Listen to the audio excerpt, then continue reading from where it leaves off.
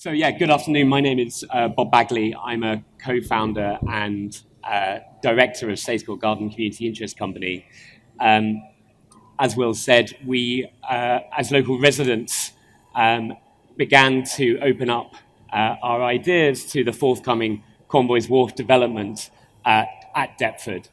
I think sort of talking around why we've been invited to be here today. This is just a little bit of drone footage. It's sort of in our rapidly changing city, especially as you'll see on sites of this scale, Convoy's Wharf down in south by the river, individual people and communities, I think they can feel that their voice is quite small. And it's through our open spaces that we're able to create democratic places where everyone can be a part of and engage and have a sense of ownership, freedom, and a shared community. And this site, like the city, is incredibly rich, layered, complex, and every inch of land has a history and significance. And it's through understanding that significance that we're able to fight for them and to understand that their future can be as meaningful as their glorious past. Sayscourt is one of those places. And it's been, although a relatively small space, it is in an unlikely setting, but one which has always explored and advocated for the most pressing issues of its time. And just before I go into what's going to be a really kind of quick history lesson, and Rue's going to then tell you about the project that we built and proposed around this site, just to give you an idea, there is a pocket park here, Sayscourt Park, and you can see this green triangle here. That was actually the archaeology site of John Evelyn's manor house, and as the ground was disturbed, you could see the garden erupt back through the earth. So without further ado, I will just crack on. London was, but is no more, John Evelyn's epitaph to the city after the Great Fire of London. John Evelyn's dates are 1620 to 1706. And that puts him right at one of the most tumultuous kind of centuries that this country's ever seen, the 17th century, which of course had plague. Lord have mercy on London. We fly, I follow, we die, keep out. Of course, it had fire. The city was absolutely decimated by the Great Fire of 1666. John Evelyn was a warden of the city at that time, didn't leave his post, unlike Pepys, who was burying his cheese in his garden. Evelyn was encouraging the king to pull down houses at Fetter Lane. John Evelyn came to find his villa life at Deptford, next to the Royal Dockyard. He, as a royalist, had left the country, had gone round Europe on a grand tour, as many men of his age and class did at that time, and began to pick up a lot of ideas, not only around gardening, horticulture, landscape architecture, but around science and the arts. And when he came back to Deptford, he laid out this garden. This is a drawing from 1653, and it's an incredible document in his own hand of a parterre, grove, and orchard. It's a snapshot at the beginning of the life of the garden, but it is, through its development, began to sit at a time where he was developing ideas of leaving the French kind of formalism behind and moving into a much more English idea of bosky kind of romanticism. He was, of course, also one of the founder members of the Royal Society and was responsible for its coat of arms and motto. This, of course, is Hook, but it's an image that really, I think, kind of shows the spirit of the age. It's this compound eye of the fly, of course, from Micrographia, and it is essentially a collection of images which, when brought together, creates a compound image, and that was really the philosophy behind the English Renaissance. Knowledge is derived from nature isolated. Isolated, it can then be analysed, compartmentalised, understood, and the same was true for his garden. He is, of course, the author of Silver, or A Discourse of Forest Trees, and puts him as almost the father of sustainability. Silver was commissioned by the Admiralty to plant trees after the Civil War and, of course, for the wars with the Dutch. And it's essentially creating that sustainable resource Timber was the oil of the 17th century. Everything was built out of it. You run out of oil, you run out of timber for building ships, you don't win the Battle of Trafalgar 100 years later. Of course, there are stories at Deptford around empire, originally first built on slavery and then on trade.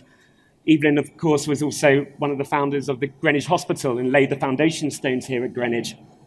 And of course, this is his plan for the rebuilding of London after the fire. He just pipped Wren to the post and getting it into the king's hand first, which he saw the whole city as a garden. And in fact, Evelyn is the first to propose the planting of trees to clean London's air and a green belt to be established around the city. Of course, gardens fall away, ephemeral things that they are. And after a famous visit by Peter the Great, where he trashed the garden, Sayes Court began to fall into memory, well, out of memory, rather.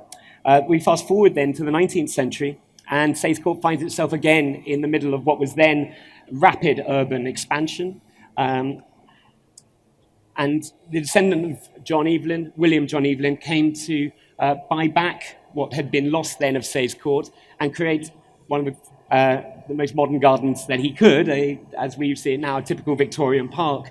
But what he wanted to do here was dedicate it to the people of Deptford in perpetuity. He wanted to gift the land away. And there was no sort of legal body that could do this. There could no legal body that could take a building and some land, and began to engage with Octavia Hill and the open spaces movement of the 19th century, coming out of Metropolitan Parks and Gardens Association, the Curl Society, the Battle of Epping Forest, for example. And in trying to create a body that could take the gift of Sayes Court, the idea of the National Trust was born. And in fact, the letters between Robert Hunter and Octavia Hill about Sayes Court, National Trust ? Is written at the top of it. Forever for everyone is a fitting motto that we all have a right to open space. Of course, the time went on and National Trust wasn't formed in time to buy Sayes Court, and it was during the wars that half the park was requisitioned by the dockyard and the manor house was bombed, and again Sayes Court began further still to fall out of memory. Of course, after the war, a great new spirit is brought back into our urban planning. We won the war, let's win, now it's about winning the peace, and to create a land fit for heroes. It is this, almost, and this slide kind of reminds me of that sort of spirit of Festival of Britain kind of thing, but Sayes Court, which you can see in the background there, that's Victorian Park, has a 1951 makeover and expands slightly. And public health is at the centre of this as well, and new playgrounds are put in, and Deptford enjoys Sayes Court Park. Deptford, of course, always connected to the fortunes of its dockyard and other industries, went through a process of course, deindustrialisation. The best future for Britain, John Major is telling us down there, as Deptford Power Station, the first centralised power station to be built in London, and indeed the first one in the world built on AC power. Thomas Edison came over from America to see this, what was known locally as the light, set up. And Sayes Court begins further still to fall out of memory. That essentially is where we came in. Convoy's Wharf, which was at that point owned by News International, was sold to Hutchison Whampoa, and an application for 3,500 homes was proposed on that 40-acre site. And when we came to it, no mention was there of John Evelyn or the historic site of Sayes Court. And we felt that we had a battle on our hands to bring Sayes Court back. And I'll just hand over to Rue, who will tell us what we've done. Thank you. Yes, so the issues around Convoy's Wharf have been bubbling around for a good while before we became involved in 2011. And this was the beginning of a new approach from the community to the latest planning iteration that was going through, which was, instead of just tackling in a negative way the things that were coming into the master plan and through the development, instead saying, well, this place is really, really special. How do we make this massive investment that's coming into Deptford something that can offer something really positive, something meaningful that connects with the place and offers a future? And so we're looking at heritage-led regeneration. And as Bob mentioned, this site has an incredible history, but as you saw from the previous pictures, there wasn't very much left to restore, as it were. This is the context of Convoy's Wharf to come. You've got 3,500 units, mostly luxury on the river, right next door to one of the most deprived boroughs in London, but in the country, in fact, with health inequalities, lack of opportunity, and very much lack of open space as well. So the work which we started doing coming out of that community group was to say what's important about this site of Sayes Court that can stand up to these sorts of forces. And it went through planning with various things back and forth. We've got lots of partners involved. It was eventually passed by the mayor at the time, but with one major condition. And that was that Sayes Court should rise again. And what does that mean? We did a lot of work with different partners, and that is both locally, the significance of this site locally, the significance of this site on a national level and even international in the influence from Evelyn and from the National Trust. I got people involved at all scales of that, and together devised a project which what's significant about the heritage of Sayes Court is that this is a place which has always tackled the issues of its time. What does that mean in the 21st century? What are the issues which Sayes Court can be tackling? And as more and more of us are moving to cities around the world, what's the role of landscape and nature, not just as a respite, not as a dichotomy with a city, but a real essential aspect of that city? So Sayes Court will explore ideas and issues around that urban condition and the urban landscape, working with academic partners, education at all access points and levels as a truly integrated project into the local community, but also throwing those ideas further afield and advocating this idea of the role of green spaces, taking those ideas that have come out of, that we can test at Sayes Court, much as Evelyn did, and feeding them through to policymakers and changing public perceptions of the roles of these small green spaces.